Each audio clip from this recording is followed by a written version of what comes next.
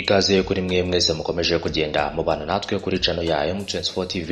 Reka rero nkomeze kubifuriza kugira ibihe byiza ndetse no gukomeza kunogerwa na gahunda zacu makuru ya buri munsi tuba twagiye tubategura. Jya musi rero iyo video yawe mbere yuko dutangira n'inkuru ku buryo burambuye, hanyuma ubashe kuba wakora kuri subscribe ndetse unanyiganize akazogera. Ibyo ngibyo rero bikaba biguha amahirwe yo kubona inkuru zacu mu bambere.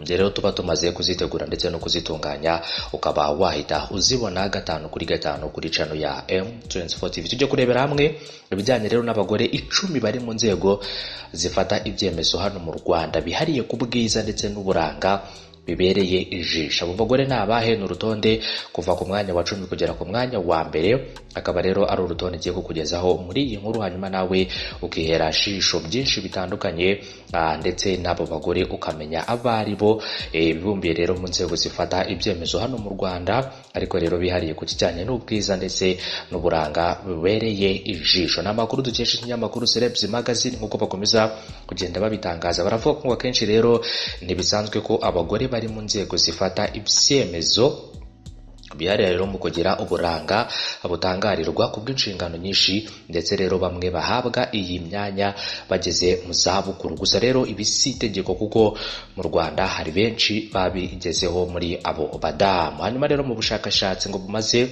ukwezi kumwe bukorwa rero n'ikinyamakuru Celebs Magazine binyuze rero mu biganiro binyuranye agiranye na bamwe mu bareba kenshi bakanahura n'abagore bari mu nzego zifata ibyemezo hano mu Rwanda, bakaba rero barakoze urutonde rw'abagore 10 bihariye mu gutanga serivisi inoze by'akarusho, bakaniha rero mu kugira ubwiza n'uburanga bibereye ijisho. Bamwe muri aba bagore rero tugiye kugenda turebera hamwe ndetse rero bihariye ku bijyanye n'uburanga, turaza kugenda tukubwira amazina yabo ndetse uragenda unabona amashusho yabo. Gusa rero abo tutari bukubwire ibyo bakora turakubwira amazina yabo ku buryo nawe ushobora kuba wagenda wifashisha imbuga nkoranyambaga ukamenya byinshi bigiye bitandukanye ku bijyanye n'aba banyarwandakazi. Reka rero duhere ku mwanya wa 10 tumanuka tujya ku mwanya wa mbere. Tu mwanya wa 10 turasanga Berize Kariza. Uyu Berize Kariza akaba rero ari umuyobozi ushinzwe iterambere ry'ubukerarugendo muri RDB. Ashimwa rero byinshi birimo guteza imbere ubukerarugendo bw'u Rwanda,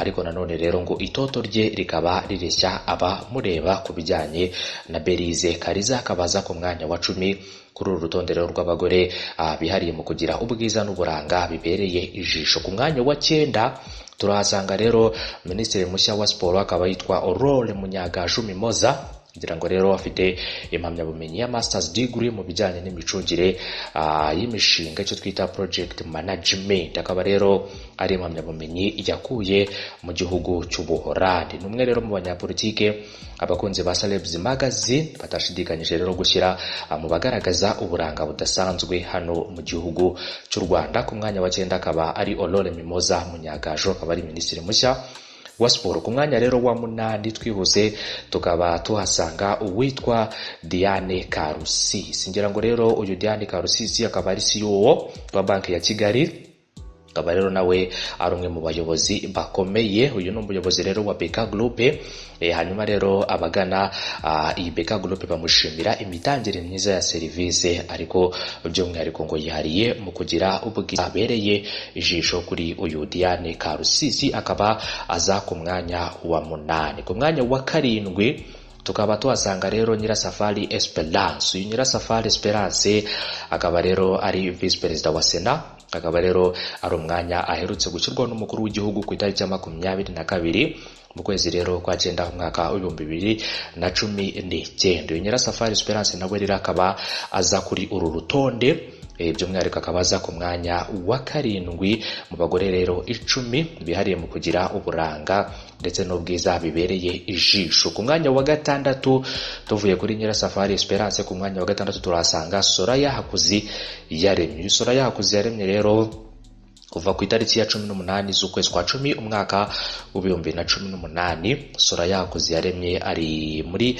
Minisiteri y'Inganda n'Ubucuruzi. Bigaragara ko rero yazanye impinduka nziza. Abaganira rero na Celebs Magazine ntibashidikanyije rero kumushyira mu banyapolitike bihariye mu kugira uburanga buhebuje ku bijyanye n'uyu minisitiri w'ubucuruzi. Akaba rero ari minisitiri w'ubucuruzi n'inganda, akabaza ku mwanya wa 6 muri uru rutonde rwacu, bakaba bamwita Solaya Hakuzi yaremye. Ku mwanya rero wa 5 dukomeza tugenda turebera hamwe n'uru rutonde, turahasanga uwitwa Paula Ingabire. Uyu Paula Ingabire nk'uko mubona ku mashusho, urabona ko rero ari umudamu ukeye kandi usa neza cyane. Ni minisitiri w'itumanaho n'ikoranabuhanga mu Rwanda.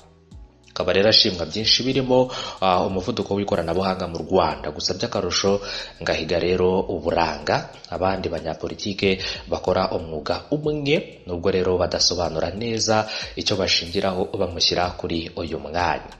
Akaba rero aza ku mwanya wa 5, akaba yitwa Paula Ingabire. Turamubona ko nawe rero ari umudamu usobanutse cyane. Ku mwanya wa 6, ku mwanya wa 5 niho tuvuye, hanyuma tujya ku mwanya wa 4 tukaba tuhasanga uwitwa Claire Kamanzi. Uyu Claire Kamanzi nawe rero akaba ari umuyobozi w'ikigo cy'igihugu cy'iterambere RDB, ni umwe mu bashyizwe rero kuri uru rutonde ku bw'uburanga rero bwe n'imitangire myiza ya serivisi. Akaba rero aza ku mwanya wa 5 ku bijyanye n'uyu Claire Kamanzi. Akaba nawe ari umwe mu bagore beza cyane bashyizwe imbere rero mu gutanga serivisi nziza, ariko nanone ikindi kandi si serivisi nziza gusa kubera ko yihariye no ku bijyanye n'ubwiza ndetse n'uburanga. Akaba nawe aza kuri uru rutonde. Ku mwanya wa 3 tuvuye ku mwanya wa 4 turahasanga ku mwanya wa 3 uwitwa Kamita Pichet Sayinzoga. Uyu nguyu rero Kamita Pichet Sayinzoga akaba nawe rero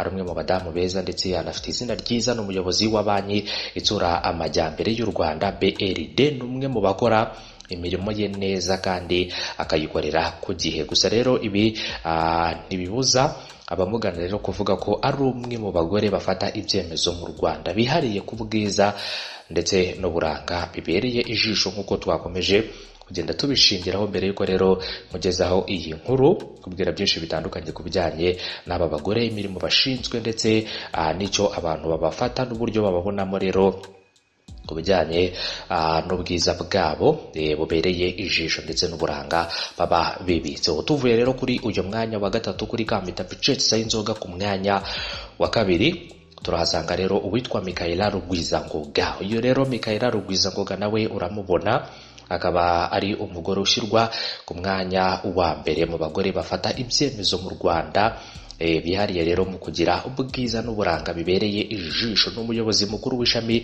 ry'uruganda rukora imodoka mu Rwanda, akaba ari uruganda rwa Volkswagen Rwanda. Akaba ari uruganda rero rufite inkomoko mu gihugu cy'Ubudage. Ngira ko rero bamwita Michaela Rugwizangoga. Nawe rero akaba ari umwe mu bari kuri uru rutonde rwacu. Akaba ari urutonde rero ruriho abagore bihariye mu gufata ibyemezo ndetse no kugira ubwiza n'uburanga bibereye ijisho. Ku mwanya wa 1 rero akaba ariho tugiye kwerekeza, kugira ngo turasanga umudamu muto ariko ufite ubwiza ntagereranywa.